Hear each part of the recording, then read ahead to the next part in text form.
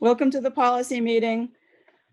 As chair of the Sanborn Regional School Board's Policy Subcommittee, I find that due to the state of emergency declared by the governor and as a result of the COVID-19 pandemic, and in accordance with the governor's emergency order number 12 pursuant to the executive order 2020-04, that this public meeting is authorized to meet electronically. Please note there is no physical location to observe and listen contemporaneously to this meeting, which was authorized pursuant to the governor's emergency order. However, in accordance with the emergency order, I am confirming that we are providing public access to the meeting by telephone with the additional access possibilities by video or other electronic means.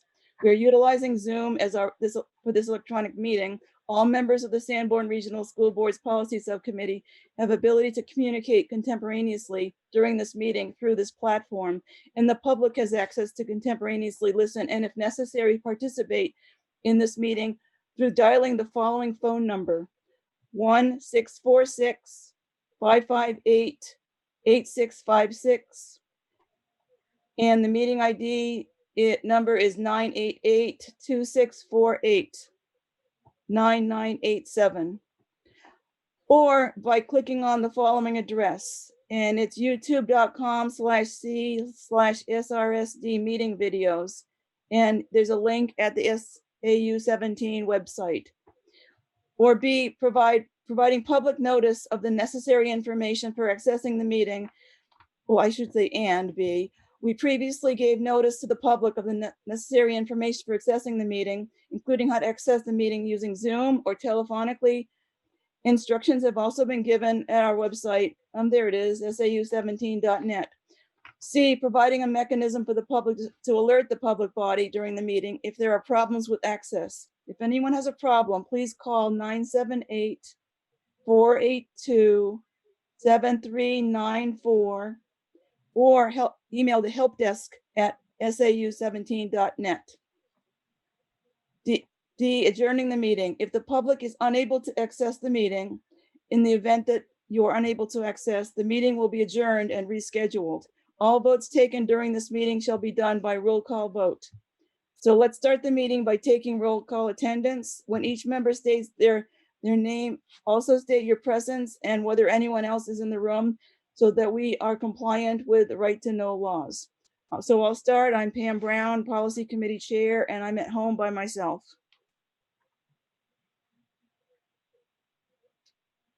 Tammy?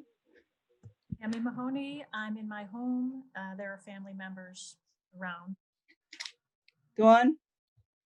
Dawn Dutton, I am in my home and there's no one with me right now. And you say Tom, Dawn.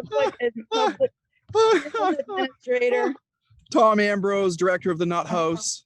I love your padded room, Pam. That's awesome. It's an anechoic chamber. It's a soundproof room.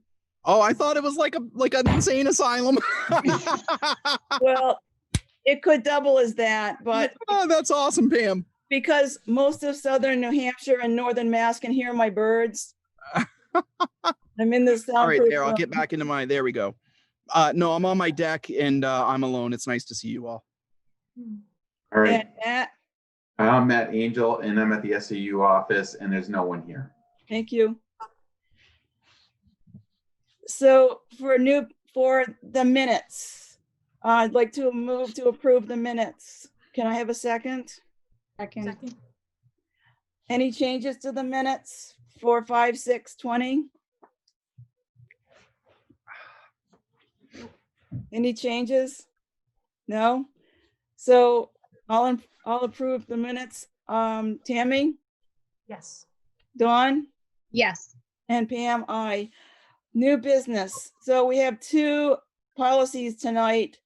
And before we start those, I just want to let you guys know that Phyllis Kennedy has placed about 25 redrafted Section K policies in our policy committee folder for your summer reading enjoyment.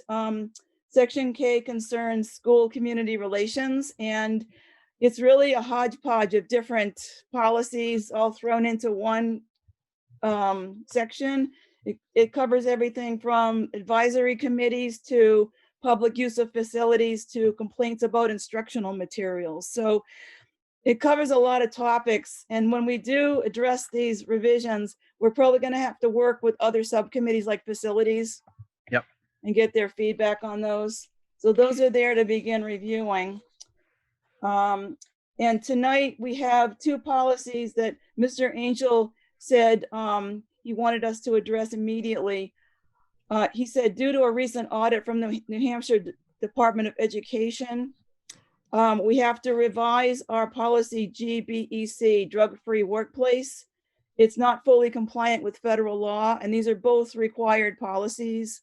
And the second one is new to our manual, GADA, employment references and verification. And this is a new policy, it's required, and it involves prohibiting and abetting, aiding and abetting of sexual abuse. And I guess with respect to writing letters of recommendation for employees, and we lack this policy. So I did send 3 questions to Tom to forward to the attorneys, but I'm just wondering if you have any, Tammy or Dawn, you have any comments about the policies yourself? I had a question about GBEC ADB. I have that right. When it's talking about controlled substance, obviously, I looked quickly. I did a quick search, and there are some anti-anxiety medications that are classified as controlled substances. So what happens there if we have a teacher that is on, say, Xanax or Ativan, or, how does that work? So I'm glad you asked for that one. I actually asked the same question of the attorney. Perfect. It said, if you're under the influence, I said, what if the medication helps them to perform their duties, live daily life? And so he said, I asked, could we add something like judgmentally impaired to that section to specify that it had to be something that was, a difficulty? And he said it has to do with being unlawfully under the influence, and therefore he understands. So misuse. Yeah. Okay. He said he would not change the wording, but he understands that many people might find an issue with that section. So he's trying to actually follow the language of the regulations very carefully. So yeah, that's a good point. Anything else, or Tammy, did you have anything? I didn't have any questions. I read through this. I think that we updated this not that long ago, it seems to me. So We did, yes, but no, just because of medical marijuana, I think it's fine. Right. that's something new. So they had to add language about having a medical marijuana card. Mhm. And I asked about the syringe service program, but since we're not participating in anything like that, that's down under section C, drug-free school zone and syringe service program. I guess we'll just strike that section out. Does that make sense, Tom? Yeah, as long as Matt's okay with it, I just don't want to change anything that he's taken part in this audit, so I defer to Matt. If it's optional, it's fine. It's really where we were lacking was really in section A, where Right. a lot of the different sections in there just did not relate to the federal regulation at all. So Sure. if this says optional, it's board discretion. Well, we don't have such a program, so I would strike that from the draft. That's perfectly fine. We can always add it in later if we want to. Yep. And my last question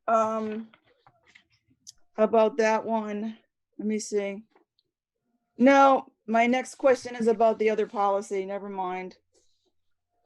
So any more comments about GBEC? I actually went through and I did an A/B comparison of the two. Oh, she's all white. You're all gone now. You think- Oh, all right. I was holding up my papers. I actually went through the current and the new policy, and it's basically the same language. It just moved things around a little bit. There's a couple So things. there are no other changes other than a few new issues that came up. So we haven't really changed much, to be honest. So I'm going to propose at the meeting tonight that we adopt the School Board Association's policy language in place of our current language. And see Can you what do that happens. as a first and second read? I know we don't like to do that, but I think in this instance, Matt, Well, do you we've need been a first and audited by the second read? state, the education department, and we really need to Yeah, be in compliance. yeah, So- we need Alright. to report back to them that we're complying. Okay. Okay, thanks. I'll let you take the lead on that tonight, Matt. Okay, thank you. And Yep, then thank you. the other policy, GADA, employment references and verification, and to prohibit and aid and abet of sexual abuse. This would be a new policy for our district. And I just had one question about this, which the lawyer answered for us. I asked him about section 1D. So D indicates that a letter of reference could be written if a case remains open and there have been no charges filed within 4 years. And my concern was that was rather ambiguous. I'd rather strike section D. Because an employee could ask, please write me a letter. Sure, I've got a case against me, but it's pending, it's old, it's stale, as the attorney put it. And I just don't like that ambiguity sitting there. But Will Phillips told me in his response that this is part of the regulation, that even though he agrees it's ambiguous, that Yeah. we should retain it in the policy for now. And if it's litigated later, we can remove it. So that was my only concern about this one. And therein lies the continuous, never-ending cycle of policy revision, Pam. Right. Will's famous words: if they change the law, we can fix the policy. They're just elected officials like we are, It's and amazing. they don't always get the draft correct, perfect, Right. perfectly crafted. So, Dawn? The only thing, and I'm not sure if this is a typo or if I'm just reading it wrong, but when it goes, in addition, this prohibition does not apply if, one, it says given rise to probable cause, and two, it says giving rise to probably cause. So I'm guessing that's supposed to say probable cause as well. Is that section 1? I don't know what I have here. Number 2, it's in number It's 2. it's in number 2. So number 1 says probable cause and number 2 says probably cause. Oh, I see. Yes, correct.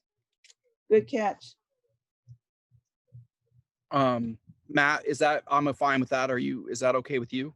Yeah, I think that's correct. Okay. All right. Yep. Just I wanted- wasn't sure if I was just No, if, that's if it good. was Thank you. a typo or if it was intentionally done that way. Right. And really, you have to look at, like it says New Hampshire Division of Children, Youth, and Family Services. I would think it would have to be probable cause, Right. agency, as opposed to reasonable, reasonableness. Right. And where it said probable cause in number 1, I assumed it was supposed to say the same thing in number 2, but Yeah. Again, I wasn't sure. So I The didn't want to preface just says assume. probable, yes. Yeah. Okay, great. Thank you. Any other comments? No? I do appreciate that this committee addressed all these policies as quickly as they are. Thank you very much. Well, look, tonight, if there are any questions that come up that we need legal counsel to answer, we can table it till the following meeting, but get it done before the end of June. We That should be works. fine tonight on these with Matt. Matt's been all over this one, and Matt doesn't like to say it, but Matt has his JD. So sometimes I ask him lawyery questions. Right. I asked Northeastern what it would take to get my JD instead of just a regular doctorate, and they were like, "Forget it, you'd have to quit." Pam, they're like, "You'd have to quit your job to do a JD," and I'm like, "No, okay, I'm good." Hey, Pam, are those your actual birdies? They're downstairs, but that's why I have that chamber, that soundproof chamber. Is that a picture of your birds though? Yes. Is that Oh, your they're really, bird? what are their Oh, names? they're pretty. Yeah. The red one's named Pinky and the blue one's named Loving. Oh, that's awesome. They're great. Do they ever cuddle? Like, are they just like, no way? No, they're jealous of each other. I have to keep them separated. Oh, really? Hmm. Oh, They're that's very funny. jealous. So, yeah. They're really cute. What was I thinking? I could have got a little budgie or something, you know? Yep. Too late now. So that's why I have that soundproof chamber. That's awesome. I thought it was like a padded room. I'm sorry. I didn't mean to. Well, I understand what you're saying, given this week's events. Oh my goodness. Yes. All right. Will I won't this- comment will on that this publicly. craziest year ever end, I'm telling you. Okay, so I that's got a all little I've got. baggage going here, but it'll go away over the summer. So I I'm not worried know. about it. So that's Thank all you. I've got for now. And our next meeting is in August. I mean, Yeah. September 2nd. September. Yep. Yes. Yeah, so- unless we might need a meet, just so everyone knows, we might need a meeting in August, depending on what comes Oh, out of okay. the start of school and COVID and whether or not there need to be any policy changes. So I will certainly, as always, keep you.